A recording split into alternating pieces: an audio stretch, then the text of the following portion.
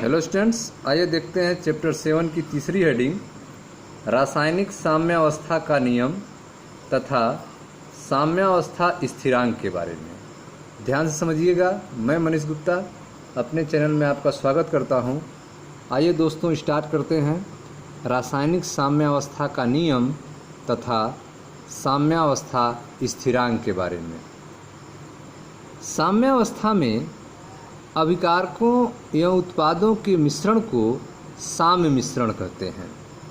ठीक है, साम्यावस्था में अभिकारकों और उत्पादों के मिश्रण को साम्य मिश्रण कहा जाता है।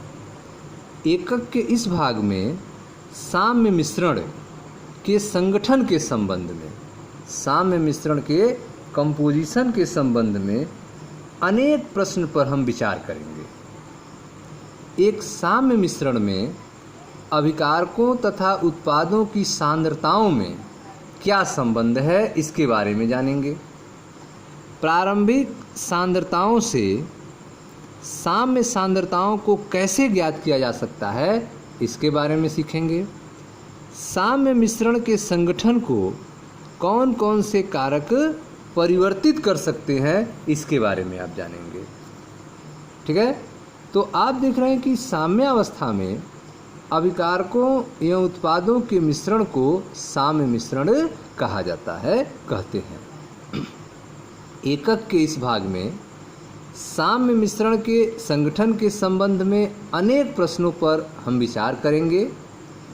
एक साम्य मिश्रण में अभिकारकों तथा उत्पादों की सांद्रताओं में क्या संबंध है, प्रारंभिक सांद्रताओं से साम्य सांद्रताओं को कैसे ज्ञात किया जा सकता है, साम्य मिश्रण के संगठन को कौन से कारक परिवर्तित कर सकते हैं, औद्योगिक दृष्टि से उपयोगी रसायन, औद्योगिक दृष्टि से उपयोगी रसायन जैसे कि H2, NH3 तथा CaO के संश्लेषण के लिए आवश्यक शर्तों का निर्धारण कैसे किया जाता है। ठीक है, इन सभी प्रश्नों के उत्तर के लिए हम निम्नलिखित सामान्य उत्क्रमणीय अभिक्रिया पर विचार करते हैं। ठीक है, जो भी प्रश्न आपसे पूछे गए इन सब का आंसर के लिए, इन सब प्रश्नों के उत्तर के लिए हम निम्नलिखित सामान्य उत्क्रमणीय अभिक्रिया पर विचार कर रहे हैं। A धन B उत्क्रमणीय C धन D। यहाँ इस संतुलित समीकरण में A तथा B अभिकारक हैं एवं C तथा D जो हैं उत्पाद हैं। अनेक उत्क्रमणीय अभिक्रियाओं के प्रायोगिक अध्ययन के आधार पर, ठीक है, अनेक उत्क्रमणीय अभिक्रियाओं के एक्सपेरिमेंट के आधार पर, प्रायोगिक अध्ययन के आधार पर नॉर्वे के रसायनज्ञों कैटो मैक्सिमिलियन गुलबर्ग एवं पीटर बाजे ने सन 1864 में प्रतिपादित किया कि किसी मिश्रण में सांद्रताओं को निम्नलिखित साम्य समीकरण द्वारा दर्शाया जा सकता है। ठीक है, किसी मिश्रण में सांद्रताओं को निम्नलिखित साम्य समीकरण द्वारा दर्शाया जा सकता है। समीकरण आपका है A धन B उत्क्रमणीय C धन D के लिए साम्य समीकरण कैसे लिखेंगे, तो साम्य समीकरण Kc बराबर active mass of C into active mass of D बटा active mass of A into active mass of B, अर्थात साम्य स्थिरांक Kc बराबर C की मोलर सांद्रता इंटू D की मोलर सांद्रता बटे A की मोलर सांद्रता इंटू B की मोलर सांद्रता। ठीक है, मोलर सांद्रता को बड़े कोष्टक में लिखा जाता है। ठीक है, तो A धन B उत्क्रमणीय C धन D जैसे अभिक्रियाओं के लिए अनेक उत्क्रमणीय अभिक्रियाओं के प्रायोगिक अध्ययन के आधार पर नॉर्वे के रसायनज्ञों कैटो मैक्सिमिलियन गुलबर्ग, पीटर बाजे ने सन 1864 में प्रतिपादित किया कि किसी मिश्रण में सांद्रताओं को निम्नलिखित साम्य समीकरण द्वारा दर्शाया जा सकता है। Kc बराबर active mass of C into active mass of D बटा active mass of A into active mass of B। यहाँ Kc जो है साम्य स्थिरांक है, यहाँ Kc साम्य स्थिरांक है तथा दाईं ओर का व्यंजक साम्य स्थिरांक व्यंजक कहलाता है। यह जो active mass of C into active mass of D upon active mass of A into active mass of B है, इसे साम्य स्थिरांक व्यंजक कहा जाता है।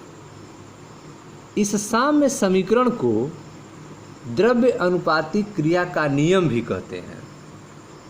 यह जो साम्य समीकरण आप देख रहे हैं Kc बराबर active mass of C into active mass of D upon active mass of A into active mass of B, इसे द्रव्य अनुपातिक क्रिया का नियम भी कहते हैं। गुलबर्ग तथा बाजे द्वारा प्रतिपादित सुझावों को अच्छी तरह समझने के लिए एक मुंह बंद पात्र सील्ड वेसल में 731 केल्विन पर गैसीय हाइड्रोजन और गैसीय आयोडीन के बीच अभिक्रिया पर विचार करें। ठीक है, गुलबर्ग तथा बाजे द्वारा प्रतिपादित सुझावों को अच्छी तरह समझने के लिए एक मुंहबंद पात्र में 731 केल्विन पर गैसीय हाइड्रोजन और गैसीय आयोडीन के बीच अभिक्रिया पर विचार करें। इस अभिक्रिया का अध्ययन जो है विभिन्न प्रायोगिक परिस्थितियों में क्षय प्रयोग द्वारा किया गया। 731 केल्विन पर गैसीय हाइड्रोजन और गैसीय आयोडीन के बीच अभिक्रिया पर विचार करें।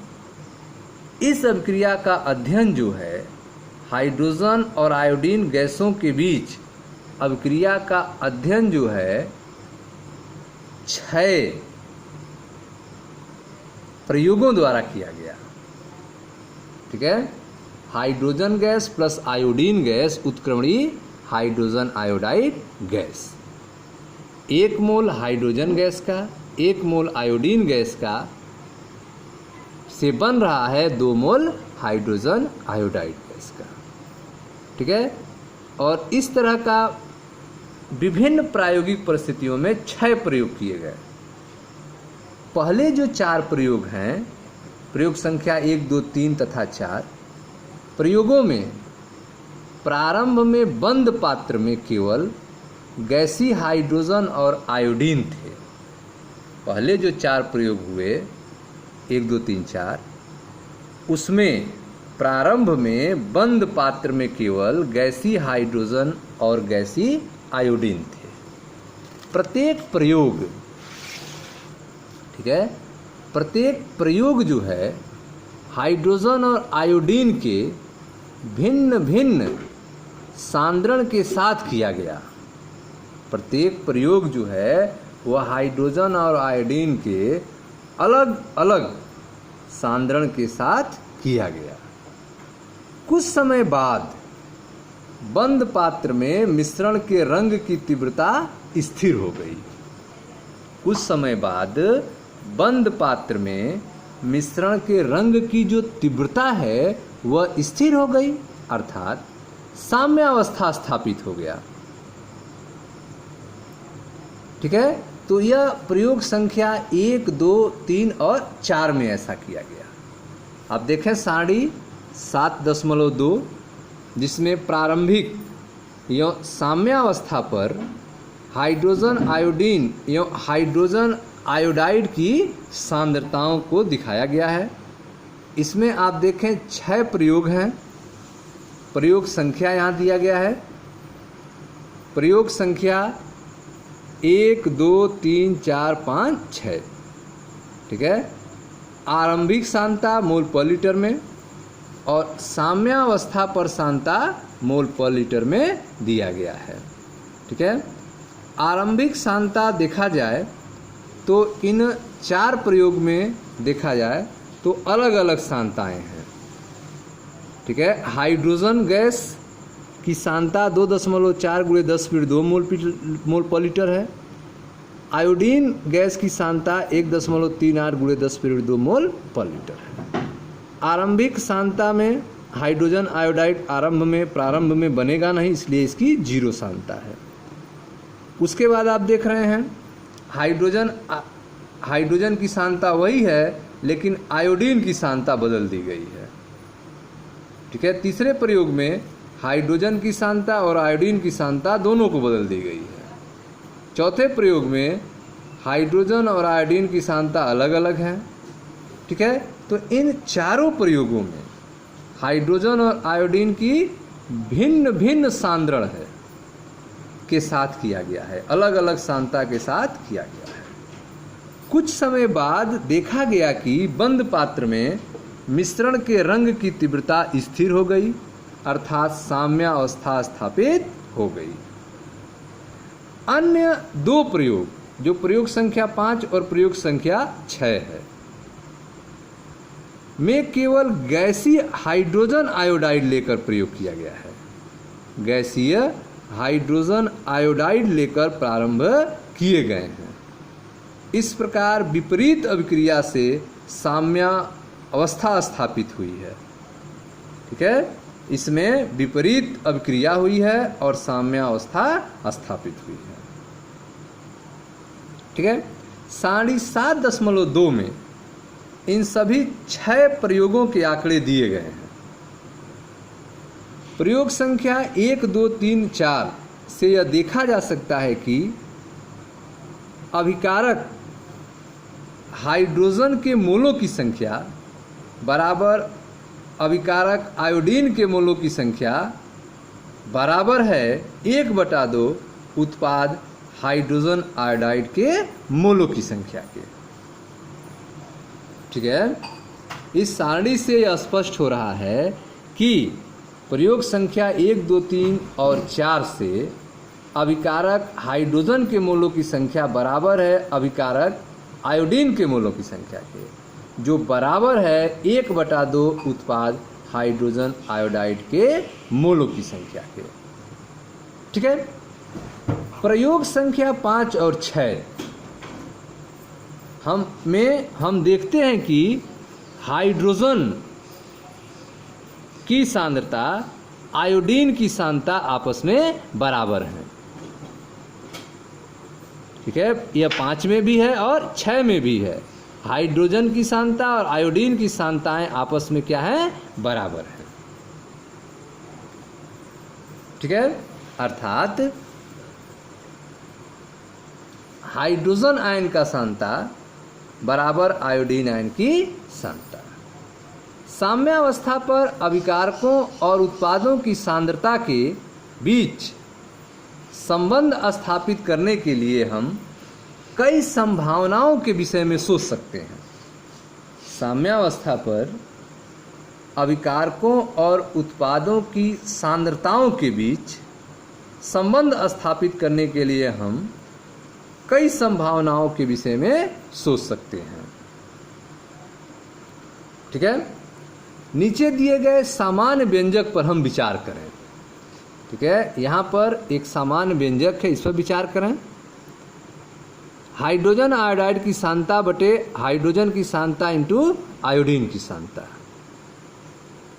ठीक है, सारणी यहाँ पर 7.3 एक सारणी दी गई है, टेबल दी गई है, जिसमें अभिकर्मकों के साम्य सांद्रता संबंधी व्यंजक इसमें दिए गए हैं, जिसमें आप देख रहे हैं यहाँ पे हाइड्रोजन आयोडाइड की सांद्रता बटे हाइड्रोजन की सांद्रता इंटू आयोडीन की सांद्रता।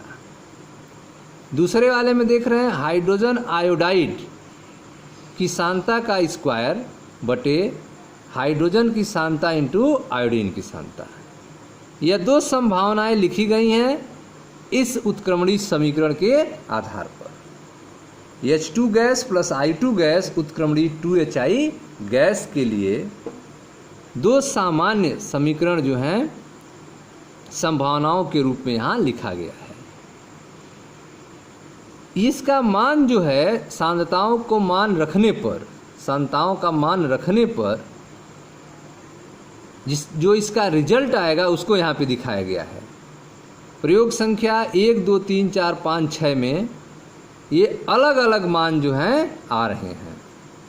इन 6 प्रयोग में जो सांता HI का बटे H2 का सांता I2 का सांता का जो वैल्यू है वह अलग अलग है। अगर जो है HI के सांता का स्क्वायर कर दिया जाए, H2 का सांता और I2 के सांता का वैल्यू रख कर सॉल्व किया जाए HI के सांता का स्क्वायर करके, तो जो वैल्यू आ रही है 6 प्रयोग में वह लगभग समान आ रही है। ठीक है, तो 7.3 में दिए गए आंकड़ों की सहायता से यदि हम अभिकारक और उत्पाद की साम्यावस्था सांता को उपरोक्त व्यंजक में रखें, ठीक है, जो साम्यावस्था सांता जो टेबल 7.2 में दी गई है उस वैल्यू को इस व्यंजक में पुट किया जाए, रखा जाए और सॉल्व किया जाए, तो उस व्यंजक के मान स्थिर नहीं है बल्कि भिन्न भिन्न होगा। ठीक है, इस रूप में अगर देखा जाए तब इस रूप में। लेकिन अगर हम निम्नलिखित व्यंजक को लें, इस वाले व्यंजक को, जिसमें एक्टिव मास ऑफ HI का स्क्वायर बटा active mass of H2 into active mass of I2 के रूप में अगर लें, तो हम पाएंगे कि सभी 6 प्रयोगों में यह व्यंजक स्थिर मान देता है। ठीक है, यह देखा जा सकता है कि इस व्यंजक में अभिकारक और उत्पाद के सांद्रणों में घात का मान वही है जो रासायनिक अभिक्रिया के समीकरण में लिखे उनके रस समीकरणमितीय गुणांक हैं। जैसे H2 के पावर 1 घात है, I2 के पावर 1 घात है और 2HI के पावर 2 घात है। इसमें 1 घात है तो इसकी वैल्यू सेम नहीं आ रही है, लेकिन जब इसमें जो स्टोइकोमेट्रिक गुणांक 2 है उसी को पावर के रूप में लिख दिया गया, इसका गुणांक 1 है, इसका पावर 1, I2 का गुणांक 1 है, इसका पावर 1, रख के जब सॉल्व किया गया तो सबकी वैल्यू सेम आ रही है। ठीक है, तो आप जो है यह देख रहे हैं कि प्रयोग संख्या 5 और 6 में हम देखते हैं कि हाइड्रोजन की सांता बराबर आयोडीन की सांता। साम्यावस्था पर अभिकारक और उत्पाद की सांता के बीच संबंध स्थापित करने के लिए हम कई संभावनाओं के विषय में सोच सकते हैं। नीचे दिए गए सामान्य व्यंजक हम पर विचार करें। जैसे यह व्यंजक जो दिया गया है इस पर हमने विचार किया और टेबल से वैल्यू को रखकर मान निकाल लिया। ठीक है, फिर जो है 7.3 में दिए गए आंकड़ों की सहायता से यदि हम अभिकारक और उत्पाद की साम्यावस्था सांता को उपरोक्त व्यंजक में रखें तो उस व्यंजक के मान स्थिर नहीं है बल्कि भिन्न भिन्न होगा। 7.3 में आपने देखा। यदि हम निम्नलिखित व्यंजक को लें जिसमें HI पर पावर 2 लिख दें, H2 पर पावर 1 और I2 पावर 1, तो हम पाएंगे कि सभी 6 प्रयोगों में यह व्यंजक स्थिर मान देता है, जैसा कि 7.3 में दिखाया गया है। यह देखा जा सकता है कि इस व्यंजक में अभिकारकों या उत्पादों के सांद्रणों में घात का मान वही है जो रासायनिक अभिक्रिया के समीकरण में लिखे उसके रस समीकरणमितीय गुणांक है। ठीक है, साम्यावस्था में इस व्यंजक के मान को साम्यावस्था स्थिरांक कहा जाता है। साम्यावस्था में इस व्यंजक के मान को साम्यावस्था स्थिरांक कहा जाता है तथा इसे Kc प्रतीक द्वारा दर्शाया जाता है। इस प्रकार अभिक्रिया H2 gas plus I2 gas उत्क्रमणी 2HI गैस के लिए Kc अर्थात साम्यावस्था स्थिरांक को इस रूप में लिखेंगे, Kc बराबर एक्टिव मास ऑफ HI का square upon active mass of H2 into active mass of I2। Kc बराबर हाइड्रोजन आयोडाइड की सांद्रता का स्क्वायर बटे हाइड्रोजन की सांद्रता इंटू आयोडीन की सांद्रता। ऊपर दिए गए व्यंजक सांद्रता के पदांक के रूप में जो EQ लिखा गया है वह सामान्यतः नहीं लिखा जाता है। ठीक है, ये जो EQ आप देख रहे हैं लिखा गया है, इसको सामान्यतः नहीं लिखा जाता है, क्योंकि यह माना जाता है कि Kc के व्यंजक में सांद्रता का मान साम्यावस्था पर ही है। ठीक है, तो सांद्रता के पदांक के रूप में जो EQ लिखा गया है, EQ, वह सामान्यतः नहीं लिखा जाता है, क्योंकि यह माना जाता है कि Kc के व्यंजक में सांद्रता का मान जो है साम्यावस्था पर ही है। अतः हम लिख सकते हैं Kc बराबर एक्टिव मास ऑफ HI का square upon active mass of H2 into active mass of I2। ठीक है, Kc में जो C लिखा गया है इसका क्या अर्थ है, समझे ध्यान से। पादांक C इंगित करता है कि Kc का मान सांद्रण का मात्रक मोल पर लीटर में व्यक्त किया जाता है। पादांक C जो है वह इंगित करता है कि Kc का मान सांद्रण के मात्रक मोल प्रति लीटर में व्यक्त किया जाता है। दिए गए किसी ताप पर अभिक्रिया उत्पादों की सांद्रता एवं अभिकारकों की सांद्रता के गुणनफल का अनुपात स्थिर रहता है। ठीक है, दिए गए किसी ताप पर अभिक्रिया उत्पादों की सांद्रता एवं अभिकारकों की सांद्रता के गुणनफल का अनुपात स्थिर रहता है। ऐसा करते समय सांद्रता व्यक्त करने के लिए संतुलित रासायनिक समीकरण में अभिकारकों और उत्पादों के रस समीकरणमिति गुणांकों को उनकी सांद्रता के घातांक के रूप में व्यक्त किया जाता है। जैसे पीछे आपने देखा कि जो 2HI था तो 2 को पावर के रूप में लिख दिया गया। ठीक है, तो दिए गए किसी भी ताप पर अभिक्रिया उत्पादों की सांद्रता एवं अभिकारकों की सांद्रता के गुणनफल का अनुपात स्थिर होता है। Active mass of C into active mass of D upon active mass of A into active mass of D का अनुपात स्थिर रहता है। ऐसा करते समय सांद्रता व्यक्त करने के लिए संतुलित रासायनिक समीकरण में अभिकारकों एवं उत्पादों के रस समीकरणमिति गुणांकों को उनकी सांद्रता के घातांक के रूप में व्यक्त किया जाता है। ठीक है, इस प्रकार एक सामान्य अभिक्रिया small a capital A plus small b capital B उत्क्रमणी small c capital C plus small d capital D पर विचार करते हैं। ठीक है, स्मॉल d कैपिटल D पर विचार करते हैं। इसके लिए साम्यावस्था स्थिरांक को निम्नलिखित व्यंजक से रूप में व्यक्त करेंगे। तो जो स्टाइकोमेट्रिक गुणांक आप देख रहे हैं small a small b small c small d, ये सब पावर के रूप में हो जाएंगे।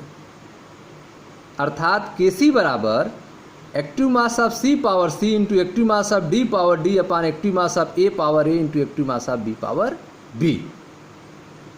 ठीक है, अभिक्रिया उत्पाद C या D अंश में, अभिक्रिया उत्पाद जो हैं वह अंश के रूप में लिखे गए हैं तथा अभिकारक A तथा B हर में होते हैं, नीचे की तरफ लिखे गए हैं। प्रत्येक सांद्रता उदाहरण के रूप में active mass of C, active mass of D आदि को संतुलित अभिक्रिया में रस समीकरणमिति अनुपात गुणांक के घातांक के रूप में व्यक्त किया जाता है। ठीक है, जैसे 4NH3 प्लस 5O2 बन रहा है 4NO प्लस 6H2O। अभिक्रिया के लिए साम्यावस्था स्थिरांक को हम इस प्रकार व्यक्त करेंगे।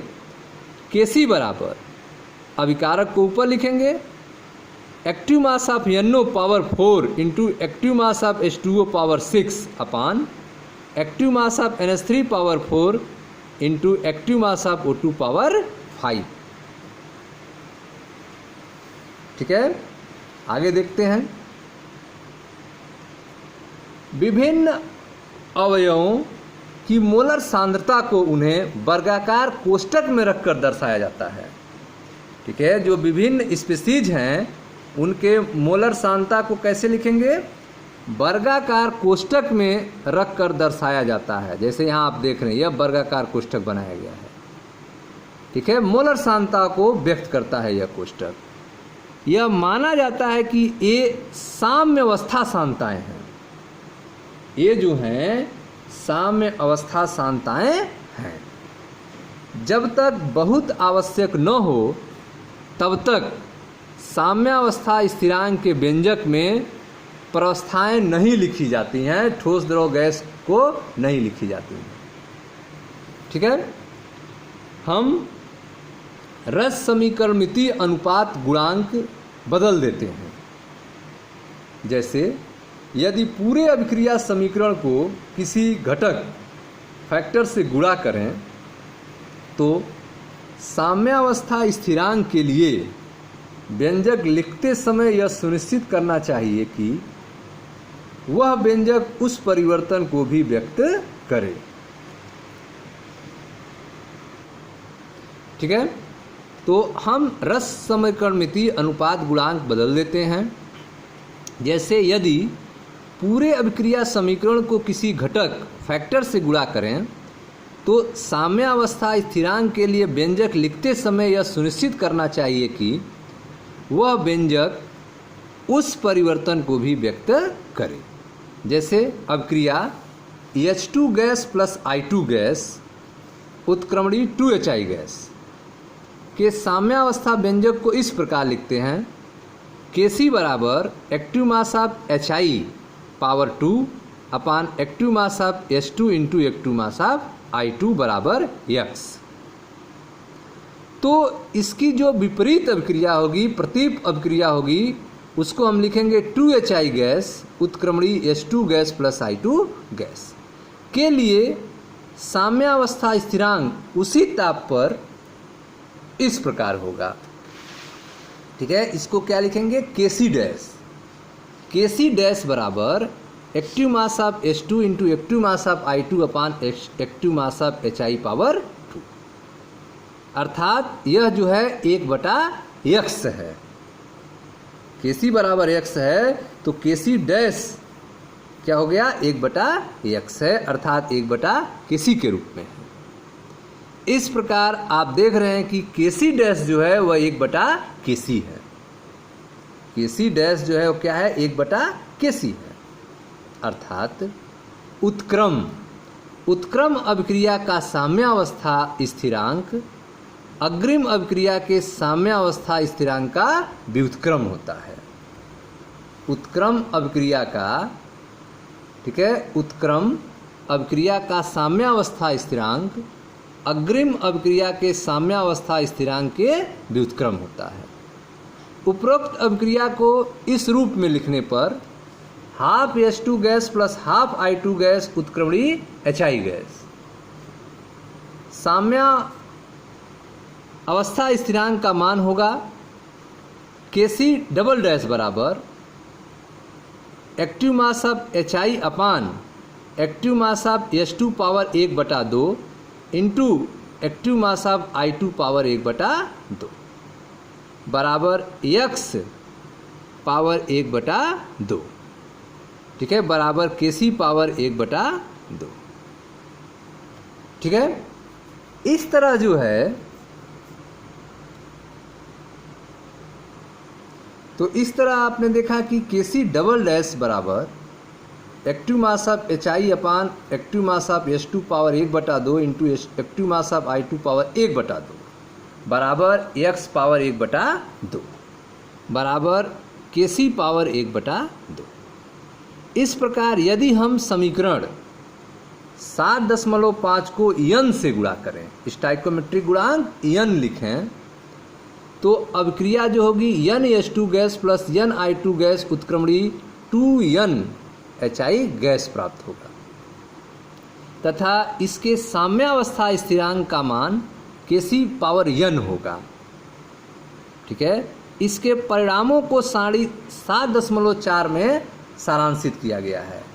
ठीक है, यह 7.4 है, जिसमें एक सामान्य उत्क्रमणीय अभिक्रिया के साम्यावस्था स्थिरांक या उनके गुणांकों में संबंध दिखाया गया है। जैसे कि रासायनिक समीकरण आप देख रहे हैं, small a capital A plus small b capital B उत्क्रमणीय small c capital C plus small d capital D के लिए साम्यावस्था स्थिरांक बराबर Kc। यही समीकरण अगर उत्क्रमणीय हो जाए, उल्टा हो जाए, विपरीत अभिक्रिया हो जाए, प्रतीप अभिक्रिया हो जाए, तो उसके लिए Kc कैसे लिखेंगे?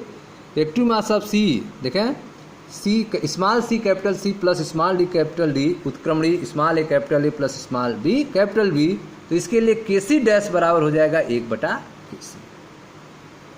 ठीक है, n a small n a capital A plus small n b capital B उत्क्रमणीय small n c capital C plus small n d capital D के लिए Kc डबल डैश बराबर Kc पावर n हो जाएगा।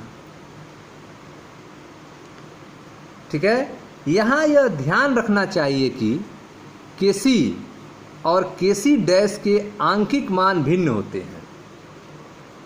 Kc और Kc dash के आंकिक मान भिन्न होते हैं, इसलिए यह आवश्यक है कि साम्यावस्था स्थिरांक का मान लिखते समय संतुलित रासायनिक समीकरण का उल्लेख करें।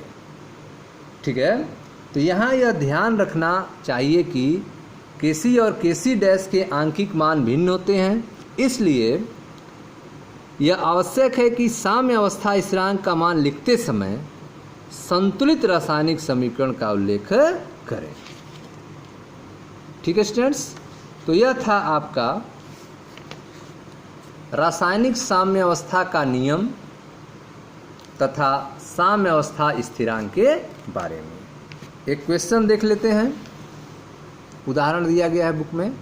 500 केल्विन पर नाइट्रोजन और हाइड्रोजन से अमोनिया बनने के दौरान साम्यावस्था में निम्नलिखित सांद्रताएं प्राप्त हुई। नाइट्रोजन की जो सांद्रता आई 1.5 × 10⁻² मोलर, हाइड्रोजन की सांद्रता 3 × 10⁻² मोलर तथा अमोनिया की सांद्रता 1.2 × 10⁻² मोलर है। साम्यावस्था स्थिरांक की गणना कीजिए। ठीक है, तो आप अमोनिया के निर्माण का समीकरण अभिक्रिया जो है N2 gas plus 3H2 gas उत्क्रमणीय 2NH3 गैस के लिए साम स्थिरांक को लिखेंगे। Kc बराबर NH3 active mass of NH3 पे power 2 upon active mass of N2 into active mass of H2 power 3। ठीक है, इस तरह से Kc आप लिखोगे तो Kc क्या हो जाएगा? Kc बराबर active mass of NH3 power 2 upon active mass of N2 power 1 into active mass of H2 power 3। प्रश्न में मान दिया था, सांद्रता सबका दिया गया है, रख दें, रख के सॉल्व कर दें, आपका आंसर आ जाएगा 1.06 × 10⁻3। अगला क्वेश्चन है आपका 800 केल्विन पर अभिक्रिया N2 gas plus O2 gas उत्क्रमणीय 2NO गैस के लिए साम्यावस्था सांद्रताएं निम्नलिखित हैं। N2 का 3 × 10⁻3 मोलर, O2 का 4.2 × 10⁻3 मोलर, NO का 2.8 × 10⁻3 मोलर। अभिक्रिया के लिए Kc का मान क्या होगा? तो इस समीकरण के लिए Kc लिखें। तो अभिक्रिया के लिए साम स्थिरांक इस प्रकार लिखेंगे, Kc बराबर NO पे पावर 2 अपान N2 इंटू O2। ठीक है, वैल्यू रख दें, वैल्यू रख के सॉल्व कर लें तो Kc का मान आपका आ जाएगा आंसर 0.622। ओके स्टूडेंट्स, तो यह था आपका चैप्टर 7 की तीसरी हेडिंग रासायनिक साम्यावस्था का नियम तथा साम्यावस्था स्थिरांक के बारे में। मैं मनीष गुप्ता अपने चैनल में आपका स्वागत करता हूं। वीडियो को लाइक करें, शेयर करें, चैनल को सब्सक्राइब करें। धन्यवाद दोस्तों।